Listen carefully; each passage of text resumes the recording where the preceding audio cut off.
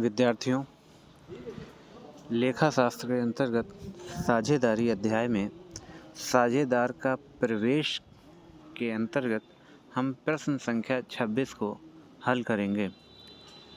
प्रश्न में देखेंगे, प्रश्न में कहा गया है, महक और रोशनी एक फर्म के साझेदार थे। 31 दिसंबर 2020 को उनका निम्नांकित स्थिति विवरण था। दायित्व पक्ष में अदत्त व्यय 10,000 रुपये, लेनदार 30,000 रुपये, बैंक अधिविकर्ष 20,000 रुपये, देय विपत्र 30,000 रुपये और संचय 18,000 रुपये दिया गया है। और पूंजी खाते की बात की जाए तो महक के पूंजी खाते में 45,000 रुपये और रोशनी के पूंजी खाते में 30,000 रुपये लिखा गया है। संपत्ति पक्ष में देखेंगे, संपत्ति पक्ष में नगद 4,000 रुपये, बैंक 56,000 रुपये, देनदार 30,000 रुपये, फर्नीचर 12,000 रुपये, मशीनरी 24,000 रुपये और भवन 57,000 रुपये दिया गया है। अब प्रश्न में नीचे देखेंगे, वे सोनम को निम्नांकित शर्तों पर फर्म में प्रवेश देने का निर्णय लेते हैं। नंबर ए, सोनम पूंजी के रूप में 45,000 रुपये लाती है और भविष्य में लाभ का 1/4 भाग हिस्सा प्राप्त करेगी। वह ख्याति के रूप में 30,000 नगद लाती है। मशीन, भवन, फर्नीचर को 5% से हिरासत किया गया है। संदिग्ध ऋणों के लिए 5% प्रावधान का निर्माण किया जाए। पुनर्मूल्यांकन खाता बनाइए। तो देखिए, यहाँ पर हमें पुनर्मूल्यांकन खाता बनाना है और पुनर्मूल्यांकन खाते में यहाँ पर पुनर्मूल्यांकन खाते से संबंधित जो प्रविष्टियाँ होंगी वो प्रश्न में सी नंबर की और डी नंबर की ही एंट्री पुनर्मूल्यांकन खाते से संबंधित हैं। तो देखिए, सी नंबर पर लिखा गया है, मशीन, भवन, फर्नीचर को 5% से हिरासत किया गया है।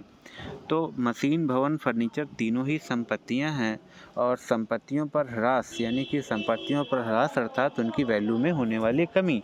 तो यह एक प्रकार से यहाँ पर एसेट्स डिक्रीज़ हो रही है और जब एसेट्स डिक्रीज़ होती है तो पुनर्मूल्यांकन खाते के डेबिट पक्ष में लिखी जाती है। तो इसके लिए डेबिट पक्ष में एंट्री की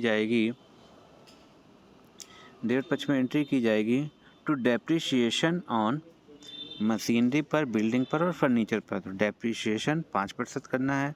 तो मशीनरी की वैल्यू ऊपर दी गई है 24,000 रुपये, तो मशीनरी पर डेप्रिसिएशन किया गया 24,000 का 5% अर्थात 1,200 रुपये। इसी प्रकार बिल्डिंग की वैल्यू देखेंगे, बिल्डिंग दी गई है, भवन दिया गया है 57,000 रुपये और 57,000 का 5% निकाला जाएगा तो आएगा 2,850 रुपये। और फर्नीचर का 5%, फर्नीचर 12,000 रुपये दिया गया है और 12,000 का 5% 600 रुपये यहाँ पर लिखा जाएगा और तीनों का टोटल करके 4,650 रुपये बाहर लिख दिया जाएगा।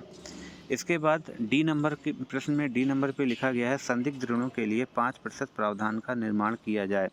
देखिए, संदिग्ध ऋणों के लिए प्रावधान फर्म की लायबिलिटीज़ है और लायबिलिटीज़ जब इंक्रीज़ होगी, यहाँ पर प्रावधान किया जा रहा है यानी कि नया प्रावधान क्रिएट किया जा रहा है, यानी कि लायबिलिटीज़ इंक्रीज़ हो रही हैं और लायबिलिटीज़ जब इंक्रीज़ होगी तो रीवैल्यूएशन के डेबिट में लिखी जाएगी।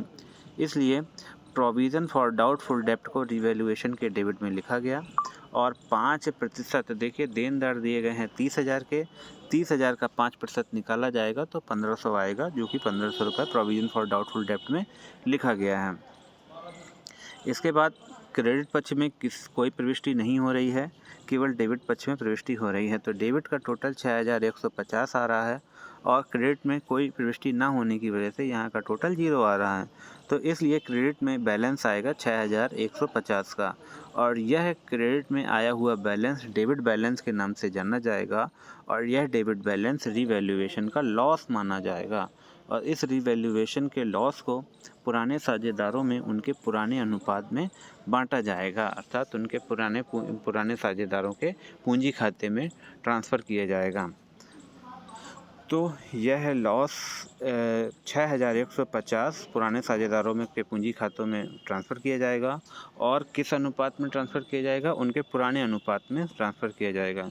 तो देखिए कि प्रश्न में उनका पुराना अनुपात नहीं दिया गया है। जब प्रश्न में उनका पुराना अनुपात नहीं दिया गया है तो साझेदारी संलेख के अभाव में लागू होने वाले नियमों के आधार पर उनका लाभ हानि का बंटवारा बराबर बराबर माना जाएगा। इसलिए हानि को बराबर बराबर उनके पूंजी खाते में ट्रांसफ़र कर दिया जाएगा। 6,150 का 1/2 किया जाएगा तो वह महक के कैपिटल अकाउंट में ट्रांसफ़र किया जाएगा और यही 1/2 रोशनी के कैपिटल अकाउंट में ट्रांसफ़र किया जाएगा 3075 और टोटल कर दिया जाएगा। प्रश्न हमारा कंप्लीट हो गया।